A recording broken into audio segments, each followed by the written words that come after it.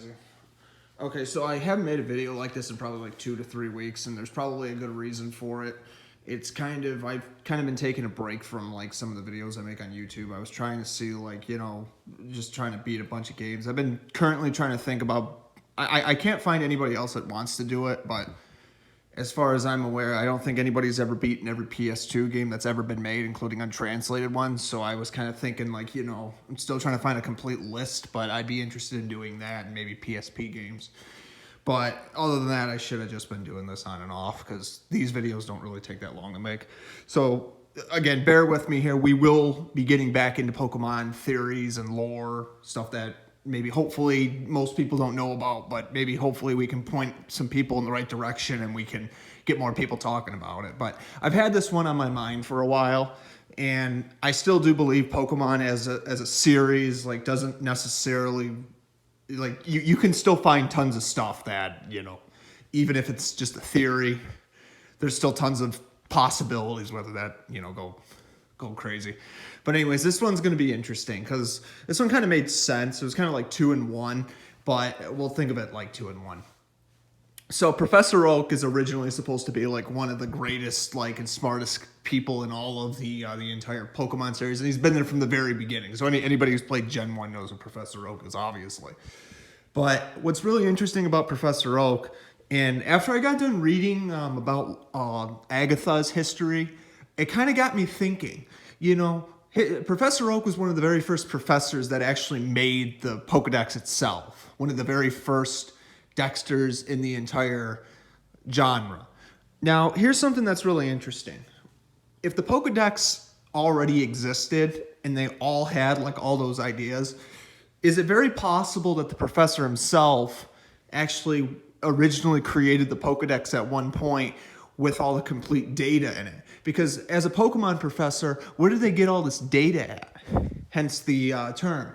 It's very possible at the same time, though, and this is the one that really kind of I want to talk about even more, is that maybe Professor Oak at the same time was the original champion of the Kanto region, too. And I mean, if you really think about it, it doesn't sound too far-fetched because Professor Oak is a very strong trainer. As a matter of fact, if Pokemon itself was, again, Gen 1 in this case, actually did somehow manage to be a lot different than what we originally got in the final versions, and let's say and Professor Oak was the final boss, it would make perfect sense because, again, he had a team, and even when, and you think about it, he managed to take the starter that you guys didn't take, and he managed to beef it up even stronger than what his grandson was doing, and he was just a Pokemon professor while studying, So it really does make you wonder, how strong and talented was Professor Oak? Even Professor Oak, even in the final versions, did state that at one point in his life he was an energetic trainer, just many years.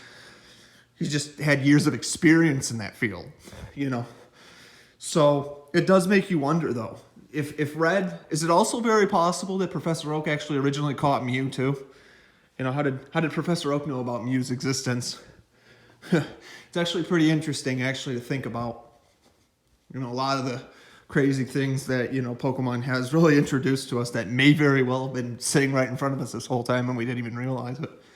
Because keep in mind, just because it wasn't in the final version of the games doesn't necessarily mean it can't necessarily be canon still. Professor Oak might be a Professor Oak that, all we see him as is just, he studies Pokemon, but what adventures did he really live in his lifetime? You know what I mean? We see him as an old, not too old, but, just he's older than most people, though.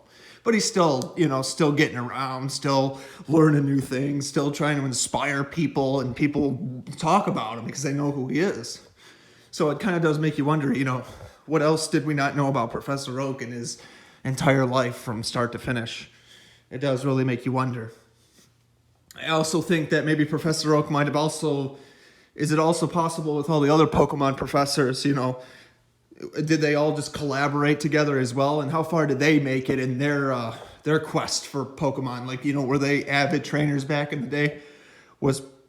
Is it also possible that Professor Oak was the best professor of them all?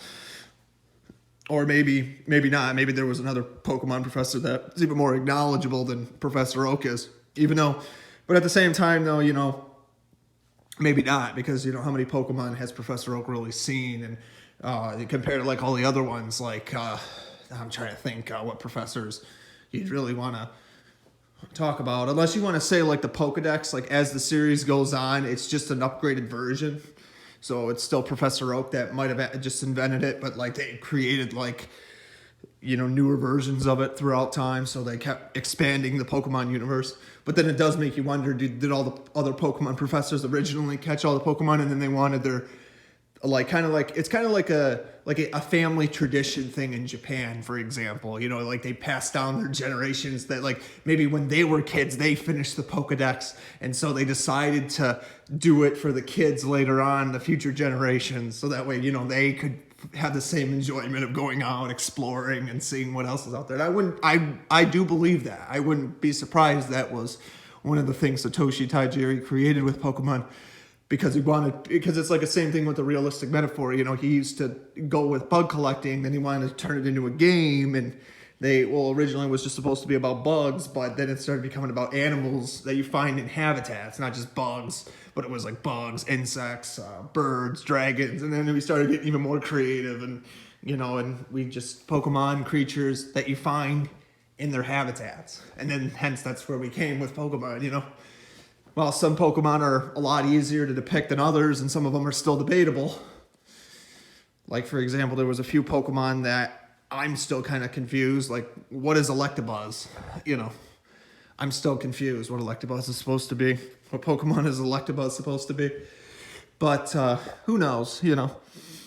Who knows? I mean, maybe that's what makes Pokemon great. You know, it doesn't have to have just one answer. There's so many.